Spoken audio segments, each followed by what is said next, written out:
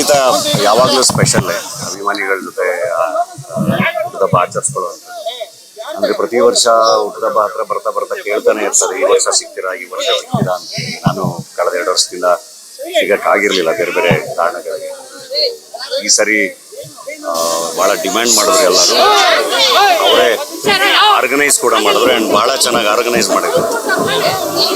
ಖುಷಿ ಆಗುತ್ತೆ. ಅಂಡ್ ಅದೆಲ್ಲದಕ್ಕಿಂತ ಹೆಚ್ಚಾಗಿ ಒಂದಿಷ್ಟು ಸರ್ವಿಸ್ಗಳಾಗುತ್ತಲ್ಲ, ಒಂದಿಷ್ಟು ಕಾಂಟ್ರಿಬ್ಯೂಷನ್ಗಳಾಗುತ್ತಲ್ಲ, ಅದು ಬಹಳ ಇಂಪಾರ್ಟೆಂಟ್. ಸೆಲೆಬ್ರೇಷನ್ಗಳ ಜೊತೆಗೆ ಆ ಕಾಂಟ್ರಿಬ್ಯೂಷನ್ಗಳು ಬಹಳ ಇಂಪಾರ್ಟೆಂಟ್. ಅದನ್ನು ಮಾಡ್ತಾರೆ ಅಂದಾಗ ಅದೊಂಥರ ಖುಷಿನೇ. ಅಂದ್ರೆ ಅಷ್ಟು ಜನ ಸೇರ್ಕೊಂಡು ಏನೋ ಒಂದಿಷ್ಟು ಒಳ್ಳೇದಕ್ಕೆ ಕೈ ಜೋಡಿಸಿದಾಗ ಒಂದಿಷ್ಟು ಡಿಫ್ರೆನ್ಸ್ಗಳಾಗುತ್ತಲ್ಲ, ಅದು ಬಹಳ ಮ್ಯಾಟರ್.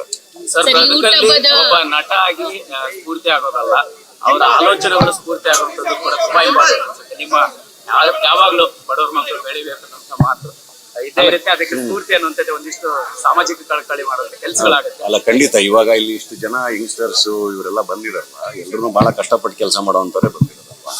ಸೊ ಅವ್ರಿಗೆಲ್ರಿಗೂ ನಾವು ಒಂದಿಷ್ಟು ಇನ್ಸ್ಪೈರ್ ಮಾಡ್ಬೇಕಲ್ಲ. ಅವ್ರ ಬದುಕಲ್ಲೂ ಏನೋ ಡಿಫ್ರೆನ್ಸ್ ಆಗ್ಬೇಕಲ್ಲ, ಅವ್ರ ಬದುಕುಗಳು ಚೆನ್ನಾಗಾಗ್ಬೇಕಲ್ಲ, ಅವ್ರು ಕಟ್ಕೋಬೇಕಲ್ಲ. ಸೊ ಹಾಗಾಗಿ ಒಂದಿಷ್ಟು ಆ ಥರದ್ದು ಒಳ್ಳೆಯ ಮಾತುಗಳು ಡಿಫ್ರೆನ್ಸ್ ಆಗುವಂಥದ್ದು ಹೇಳೋದು. ಸರ್, ಈ ವರ್ಷ ಹುಟ್ಟುಹಬ್ಬ ಜೊತೆಗೆ ನಿಮ್ಮ ಸಿನಿ ಕೆರಿಯರ್ ಹಬ್ಬ ನಿರ್ಮಾಣದಿಂದ ಹೆಗ್ಗಣಮುದ್ದು ಸಿನಿಮಾ ಬರ್ತಾ ಇದೆ. ಅಂಡ್ ನಟನಾಗಿ ಅಣ್ಣ from Mexico and 666 operation dream theatre ಎರಡು ಬಹಳ ಚೆನ್ನಾಗಿದೆ. ಅಂದ್ರೆ ಎರಡು ಬಹಳ ಒಳ್ಳೆಯ ತಂಡಗಳು.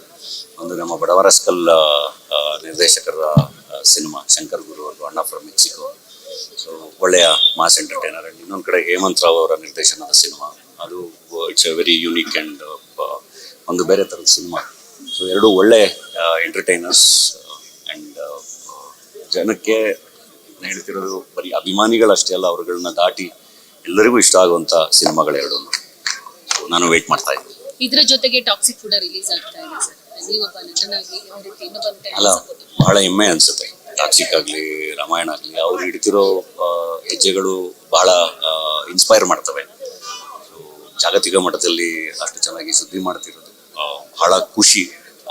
ನಮ್ಮ ಕನ್ನಡದ ಸಿನಿಮಾ, ನಮ್ಮ ಕನ್ನಡದ ಸ್ಟಾರ್, ರಾಕಿಂಗ್ ಸ್ಟಾರ್. ಸೊ ನಾನು ಕೂಡ ಫಸ್ಟ್ ಡೇನೇ ಸಿನಿಮಾ ನೋಡೋಕೆ ಬಹಳ ಕಾತರನಾಗಿದೆ. ಸರ್, ಈಗ ಜಾಗತಿಕ ಮಟ್ಟದಲ್ಲಿ ನಮ್ಮ ಕನ್ನಡ ಸಿನಿಮಾಗಳು, ನೀವು ಸ್ಟಾರ್, ನೀವು ಕೂಡ ಪ್ರಭಾಷೆಯಲ್ಲಿ ಅಭಿನಯಿಸಿ ಬಂದಿದ್ದೀರಿ. ಇಂತಹ ಸನ್ನಿವೇಶಗಳು ನಿರ್ಮಾಣ ಆಗುವಂಥದ್ದು ಒಂದು ಕಡೆ. ಇಲ್ಲಿ ನಮ್ಮ ನೆಲದಲ್ಲಿ ಆಗ್ತಿರುವಂಥ ಬದಲಾವಣೆಗಳು, ಬೆಳವಣಿಗೆಗಳು, ನೀವು ಒಗ್ಗಟ್ಟು, ಅನಿವಾರ್ಯತೆ, ಇದೆಲ್ಲವನ್ನು ಕೂಡ ಡಾಲಿ ಅವರು ಹೇಗೆ ಗಮನಿಸ್ತಾರೆ? ಚೆನ್ನಾಗಾಗುತ್ತೆ. ಅಂದ್ರೆ ಹಿಂಗೆ ಪ್ಯಾನ್ ಇಂಡಿಯಾ ಸಿನಿಮಾಗಳನ್ನ ಅಷ್ಟು ಪ್ರೀತಿಸಿ ನೋಡ್ತಾರಲ್ಲ, ಹಂಗೆ ಹೊಸಬರ ತಂಡಗಳ ಸಿನಿಮಾಗಳಿಗೂ ಪ್ರೇಕ್ಷಕ ತೆರ್ಕೋಬೇಕು. ಖಂಡಿತ ತೆರ್ಕೊಳ್ತಾರೆ. ಐ ಥಿಂಕ್ ಎಲ್ಲರೂ ಒಂದೊಂದು ಫೇಸ್. ಸರ್, ನೀವೇ ವೇದಿಕೆಯಲ್ಲಿ ಬೇಸರ ವ್ಯಕ್ತಪಡಿಸ್ತೀರಾ, ನಮ್ದೇ ಇದು ಕೊನೆಯ ಸಿನಿಮಾ ಆಗ್ಬೋದು?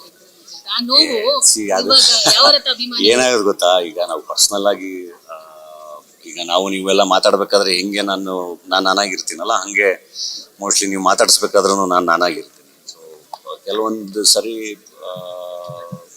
ಮಾತಾಡ್ತಾ ಫ್ಲೋಲ್ಲಿ ಒಂದು ಲೈನ್ ಆ ಕಡೆ ಆಗ್ಬೋದು. ಸೊ ನನಗೆ ಬಹಳ ಜನ ಹೇಳಿದ್ರು, ಅಂದ್ರೆ ನೀವು ಅಷ್ಟು ಇನ್ಸ್ಪೈರ್ ಮಾಡೋ ಪರ್ಸನಾಲಿಟಿ, ನೀವು ಹಂಗೆ ಹೇಳ್ಬಾರ್ದು ಅಂತ. ಅದಕ್ಕೆ ಬಹಳ ಪಾಸಿಟಿವ್ ಆಗಿ ಇರ್ತೀನಿ. ಸರ್, ಥಿಯೇಟರ್ಗೆ ಜನ ಬರ್ತಾ ಇಲ್ಲ ಅನ್ನೋದು ಪರ್ಸನಲಿ ಒಬ್ಬ ನಟನಾಗಿ ಬರ್ತಾ ಇದ್ದಾರೆ. ಈಗ ನಾವು ಹಂಗೆ ನೋಡಿದ್ರೆ ಮದರ್ ಪ್ರಾಮಿಸ್ ಒಂದ್ ಮಟ್ಟಕ್ಕೆ ಚೆನ್ನಾಗಿ ಬಂದು, ಈಗ ಅಯೋಗ್ಯ 2 ಒಂದ್ ಮಟ್ಟಕ್ಕೆ ಚೆನ್ನಾಗಿ ಬಂದು ಬರ್ತಾ ಇದ್ದಾರೆ. ಅಂಡ್ ಎಲ್ಲಾ ಭಾಷೆ ಸಿನಿಮಾಗಳಿಗೂ ಜನ ಇದ್ದಾರೆ ಥಿಯೇಟರ್ಲಿ, ನಾನು ನೋಡ್ತಾನೆ ಇದ್ದೀನಿ. ಸೊ ಅದು ಡೇ ಬೈ ಡೇ ಇನ್ಕ್ರೀಸ್ ಆಗ್ತಾನೆ ಇದೆ. ಅಂಡ್ ಟಾಕ್ಸಿಕ್ ಈಗ ದೊಡ್ಡ ಮಟ್ಟದಲ್ಲಿ ಬರ್ತಾ ಇದ್ದಾರೆ ಪ್ರೇಕ್ಷಕರು. ಖಂಡಿತ ಒಳ್ಳೊಳ್ಳೆಯ ಸಿನಿಮಾಗಳಿಗೆ ಬರ್ತಾರೆ. ಸರ್, ಈಗ ಬರ್ತ್ಡೇ ನಟ ಆಗಿ ನೀವು ಯೋಚನೆ ಮಾಡೋದು ಅಂದ್ರೆ ಆರಂಭದಲ್ಲಿ ಇದ್ದಂತ ಹೆಜ್ಜೆಗಳು ಡಾಲಿಯವರ ಕನಸುಗಳನ್ನ ಮುಟ್ಟುವಲ್ಲಿ ಎಷ್ಟರ ಮಟ್ಟಿಗೆ ಯಶಸ್ವಿ ಆಗಿದೆ, ಮುಂದಿನ ಕನಸುಗಳು ಎಷ್ಟರ ಮಟ್ಟಿಗೆ ದೊಡ್ಡದಾಗಿರುತ್ತೆ ಅನ್ನೋದು ಸರ್? ಇಲ್ಲ, ಬಹಳ ಚೆನ್ನಾಗಿದೆ. ನನಗೆ ಗೊತ್ತಿರಂಗೆನೆ ಈಗ ನನ್ನ ಜರ್ನಿ ನೆನಪಿಸ್ಕೊಂಡ್ರೆ, ಇನ್ನೂ ನನ್ನ ಡೈರೆಕ್ಟರ್ ಸ್ಪೆಷಲ್ ರಿಲೀಸ್ ಆದಾಗ, ರಾಟೆ ರಿಲೀಸ್ ಆದಾಗ, ಹಿಂಗೆ ಅಲ್ಲಿಂದ ಜರ್ನಿ ತಗೋಬಂದ್ರೆ ಬಹಳ ಚೆನ್ನಾಗಿ ಒಂದೊಂದು ರೀತಿನೂ ಕನ್ಸಿಸ್ಟೆಂಟ್ ಆಗಿ ಕೆಲಸ ಮಾಡೋದು ಬಹಳ ಇಂಪಾರ್ಟೆಂಟ್. ಅದನ್ನು ನಿರಂತರವಾಗಿ ಮಾಡ್ತಾ ಇದೀವಿ. ಅದ್ರ ಜೊತೆಗೆ ಜನ ಬಹಳ ಚೆನ್ನಾಗಿ ಇದ್ದಾರೆ. ಬಹಳ ಎಕ್ಸ್ಪೆಕ್ಟೇಷನ್ಸ್ ಇದೆ.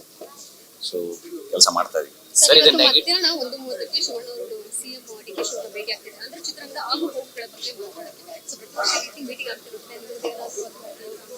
ಯಾರು ಬದಲಾವಣೆ ಆಗೋದು ಬಗ್ಗೆ ಚರ್ಚೆ ಆಗ್ಬೇಕು. ದೊಡ್ಡವ್ರು ಏನೇನಿದೆ ಏನು ಹೇಳಿದ್ರು ಅದಕ್ಕೆ ಖಂಡಿತ ನಾವು ಜೊತೆಗಿರ್ತೀವಿ. ಪ್ರತಿ ವರ್ಷ ನಿಮ್ ಬರ್ಡೇ ಬರುತ್ತೆ. ಸೊ ಈ ವರ್ಷ ಎಷ್ಟು ವಿಶೇಷ ಯಾಕಂತ ತಂದೆ ಆಗಿದ್ರ ಜೊತೆಗೆ ಮೇಡಮ್ ಕಡೆ ಫ್ಯಾಮಿಲಿ ಮೆಂಬರ್ ಅಂತ ಆ್ಯಡ್ ಆಗಿದೆ. ಜೊತೆಗೆ ಇನ್ನೊಂದು ಜೀವ, ಅದು ಬಹಳ ಖುಷಿ ಆಗುತ್ತೆ. ಆಫೀಸ್ ಬಹಳ ಚೆನ್ನಾಗಿ ಎಂಜಾಯ್ ಮಾಡ್ತಾ ಇದ್ದೀನಿ. ಎಲ್ಲ ಮುಗಿಸಿ ಸಂಜೆ ಅವ್ರ ಜೊತೆ ಟೈಮ್ ಸ್ಪೆಂಡ್ ಮಾಡ್ತೀನಿ. ಏನಾದ್ರು ಗಿಫ್ಟ್ ಕೊಡೋಣ ಅವರೇ ಗಿಫ್ಟ್. ಸರ್ ಫ್ಯಾನ್ಸ್ ಬದುಕು ಕಟ್ಕೊಳ್ಳಿ ಅಂತ ಹೇಳಿದ್ರೆ ಬಹಳ ಸಮಯೋಚಿತ. ಒಬ್ಬ ಹೀರೋ ಬಾಯಿ ಅಲ್ಲ, ಅವ್ರ ಬದುಕಲ್ಲಿ ಕಟ್ಕೊಳ್ಳೋದು ಬಹಳ ಇಂಪಾರ್ಟೆಂಟ್. ಏನಾಗುತ್ತೆ, ಅದು ಒಬ್ಬ ನಟನ ಅಭಿಮಾನಿಗಳಾಗಿರ್ಲಿ ಅಥವಾ ರಾಜಕಾರಣಿಗಳ ಅಭಿಮಾನಿಗಳಾಗಿರ್ಲಿ, ಯಾರದೇ ಅಭಿಮಾನಿಗಳಾಗಿರ್ಲಿ, ಸೊ ಬದುಕು ಹುಸೇನ್ ಬೋಲ್ಟ್ ತರ ಓಡ್ತಾ ಇರುತ್ತೆ ಬಹಳ ಫಾಸ್ಟ್ ಆಗಿ. ಸೊ ತಿರುಗಿ ನೋಡಿದ್ರೆ ಏನಪ್ಪ ಲೈಫಲ್ಲಿ ನಮ್ಮ ಜೀವನ ಏನಾಯ್ತು ಅಂತ ಒಂದ್ಸರಿ ಪ್ರಶ್ನೆ ಮಾಡ್ಕೊಂಡಾಗ ಎಷ್ಟೊಂದು ಸರಿ ಏನೂ ಆಗಿರಲ್ಲ. ಹಂಗಾಗಬಾರ್ದು. ಹಂಗಾಗಿ ಅವ್ರವ್ರ ಬದುಕುಗಳು ಫಸ್ಟ್ ಇಂಪಾರ್ಟೆಂಟು, ಆಮೇಲೆ ನಾವು ಅಂತ ನಾನು ಅದು ಯಾವಾಗ ಸಿಕ್ಕಿದ್ರು ಹೇಳ್ತಾನೆ ಇರ್ತೀನಿ. ಸೊ ಅದ್ರ ಜೊತೆಗೆ ಇರ್ಬೇಕಲ್ಲ. ಈಗ ನಾವು ನಮ್ಮ ಬದುಕಿನ ಜೊತೆಗೆ ನಾವು ಅವ್ರ ಜೊತೆ ಇದೀವಲ್ಲ, ಹಂಗೆ ಅವರ ಬದುಕುಗಳನ್ನ ಕಟ್ಕೊಂಡು ಅದ್ರ ಜೊತೆಗೆ ನಮ್ಮ ಜೊತೆ ಇರ್ಬೇಕು. ಸೊ ಹಂಗಿದ್ದಾಗ ಎಲ್ಲದು ಬಹಳ ಚೆನ್ನಾಗಿರುತ್ತೆ. ಸರ್, ಇದನ್ನ ನಾನು ನೆಗೆಟಿವ್ ವೇನಲ್ಲಿ ಕೇಳ್ತಾ ಇಲ್ಲ, ಅಂದ್ರೆ ಹೇಳ್ತೇನೆ. ಅಂದ್ರೆ ಈ ಕನ್ನಡದಲ್ಲಿ ದೊಡ್ಡ ಮಟ್ಟದ ಸಿನಿಮಾಗಳು, ಪ್ಯಾನ್ ಇಂಡಿಯಾ ಸಿನಿಮಾಗಳು, ಈ ಸ್ಟಾರ್ಗಳು ದೊಡ್ಡ ಸಿನಿಮಾಗಳನ್ನೇ ಮಾಡಬೇಕಾದಂತ ಅನಿವಾರ್ಯತೆ ಇದೆಯಾ? ಆ ರೀತಿಯ ಸಿನಿಮಾಗಳಾದಾಗ ಸಣ್ಣ ಅಂದ್ರೆ ಒಂದು ಲೋ ಬಜೆಟ್ ಸಿನಿಮಾಗಳು ಒಂದಿಷ್ಟು ವಿಭಿನ್ನ ಪ್ರಯತ್ನಗಳಿವೆ, ಹೊಡೆತ ಬೀಳುವಂತ ಸಾಧ್ಯತೆಗಳು ಇದೆಯಾ? ಈ ತರ ಚರ್ಚೆ ಇರುತ್ತೆ ನಿಮ್ಗೂ ಕಾಣಿಸುತ್ತೆ? ಅದು ಅಂದ್ರೆ ಐ ಥಿಂಕ್ ಎಲ್ಲದಕ್ಕೂ ಜಾಗ ಇದೆ, ಪ್ರೇಕ್ಷಕ ಗಮನಿಸ್ಬೇಕಷ್ಟೇ. ಸರ್, ಇತ್ತೀಚೆಗೆ ನಿರ್ಮಾಪಕರು ಒಂದು ಸ್ಟೇಟ್ಮೆಂಟ್ ಕೊಡ್ತಾರೆ. ಅಂದ್ರೆ ಎಲ್ಲರೂ ಕೂಡ ಪ್ಯಾನ್ ಇಂಡಿಯಾ ಸ್ಟಾರ್ ಅನ್ನೋ ಆಲೋಚನೆಯನ್ನ ಬಿಟ್ಟು ಸಿನಿಮಾ ವಶಕ್ಕೆ ಮಾಡಬೇಕು, ಮತ್ತೆ ಪ್ರೊಡ್ಯೂಸರ್ ಕಡೆ ಕೂಡ ಗಮನ ಹರಿಸಬೇಕು ಅನ್ನುವಂತ ಮಾತನ್ನ ಹೇಳ್ತಾರೆ. ನಿಮ್ಗೆ ಗೊತ್ತಿರುತ್ತೆ ಅಂತ ಅನ್ಕೊಂತೀನಿ.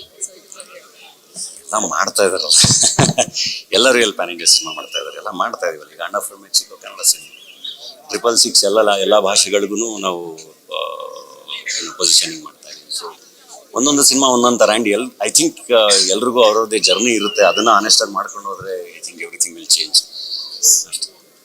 ನಿರ್ಮಾಣದ ಹೆಜ್ಜೆ ಮುಂದುವರಿಯುತ್ತೆ. ಖಂಡಿತ. ಈಗ ಹೆಗ್ಗಣ ಮುದ್ದು ರಿಲೀಸ್ ಇದೆ, ಅದಾದ್ಮೇಲೆ ಎಲ್ಲರೂ ನೋಡಿ.